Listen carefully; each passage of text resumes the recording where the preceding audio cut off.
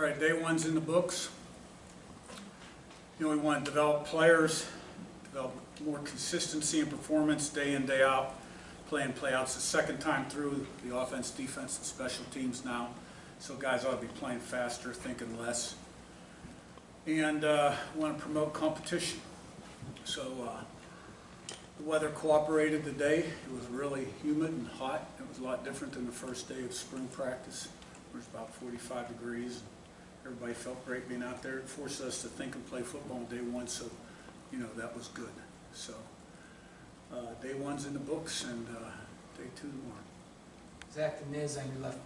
Recognize there's a lot of stuff that just, until you put pads on, you can't quite be sure what carried over from the spring. But are there some young linemen that you saw in the spring that maybe you hope can kind of give you some depth, maybe you can compete for some starting spots, guys that don't have a ton of experience, but maybe have taken that step up? Well, Kidwell was out there today, which was good to see.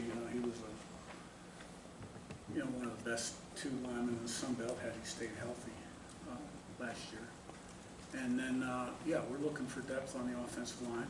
And we've got some guys returning, Drew Evans, Bray Lynch, Tyler Stevens, and we'll see if any of those young guys are kind of ready to, provide some depth as well. Niz and then Todd. Yeah, with the secondary, Amari Farrell had a prominent kind of place in the spring game. Where does he kind of fit into things? And one of the few freshmen from last year's team that got some playing time. What do you like about him? Yeah, we thought he had a solid spring. We think he's got a really good future. Expecting big things from him. And looks like he's picked up where he left off.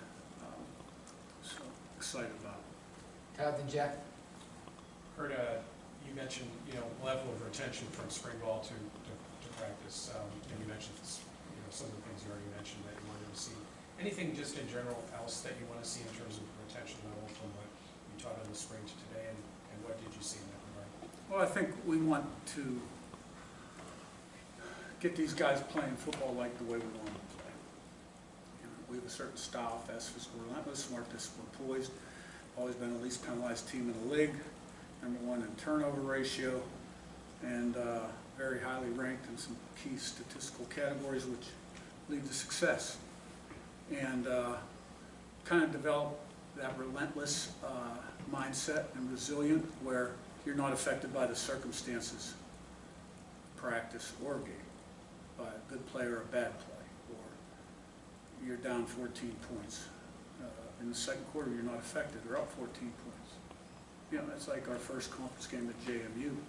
We went to the Sun Belt, play Appier, they beat A&M about a week or two later. They were perennial champs. We're down 28-3, down there. Nobody flinched. Came away with the win. 2-3 weeks later, it happened again. So it's kind of a mindset and an identity, those intangibles that we want to develop in camp as well. Jack and Seth. Yeah, I guess Jack, compared, take the mic. compared to the spring or summer, is there anything different about the fall in terms of the way that you coach or structure practices? I mean, we're getting ready to play games. So, the first 8 to 12 are similar structure, practice structure. There may be some schematic tweaks based on our summer study.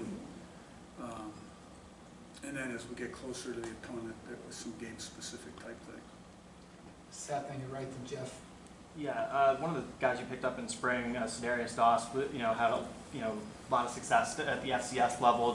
I know you talked at Media Day about how you identify Group of 5 players that might translate to this level, but I guess what do you see in him, and maybe what sorts of things do you look for guys at the FCS or JUCO level that might be able to translate to this level? He's a real competitive guy. He's impressed our strength and conditioning staff this summer with his competitiveness.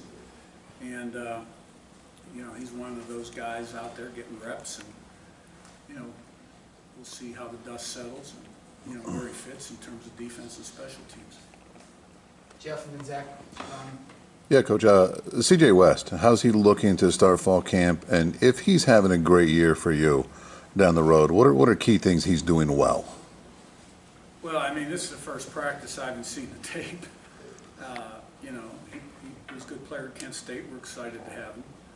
And if he's having a good year, that means he's doing what he's coached to do with great effort and tenacity. And, you know, we're freeing him up to make plays. Zach on your right, and Pete, go to. You've mentioned you're looking for guys in the receiver room to kind of separate themselves from the rest of the pack. What in fall camp are you looking for specifically from a handful of guys to really separate themselves from the rest? Separation from the defenders, making plays. Pete and his, Yeah, Curt, excuse me, can you talk about the job that Derek Owens has done in the weight room and the way he's developed his players? Yeah, he's a guy I have a lot of trust in. He's got a lot of knowledge. He's got great work ethic, fully committed. He's always working to improve. The players like what he does. They respect him. And but the big takeaway today is, you know, you can't replicate football. No matter what you do in the summer, football is just a set of different movements. A lot of start-stop, and then you throw the heat in there, and it was a real test and a challenge. So we've got to get into football shape now. You know, we took off weight, we put on good weight, we got stronger, quicker, faster, cut down on body fat, all that good stuff. Now we got to get in football shape. and his last one. Yeah, you mentioned at Big Ten Media Days, you had called back, and obviously watched all the spring camp, all the cut-ups, and work really impressed you. Was there any other things that stood out when you sort of rewatched everything from spring to kind of big picture view, specific players or anything that kind of you noticed from kind of rewatching and diving into the film?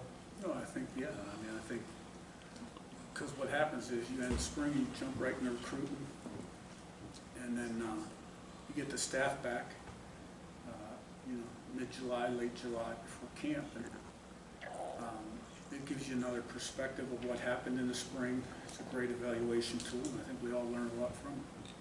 All right, Anything other, go ahead. anything other specifically, you know, you mentioned work at Big Ten Media, but anybody else that, I don't know, that you maybe didn't see or Well, I think the big thing is, and it's one of my primary goals, is we have to improve in our consistency of performance. Play in, play out, rep in, rep out, day in, day out, week in, week out. Getting 11 guys doing what they're supposed to do at a high level every single play. And now the second time through this, you know, we can start to coach the little fine details in the finishing a little bit more than in the spring when we were introducing a lot of concepts. All right. Thank you, guys. Thank you.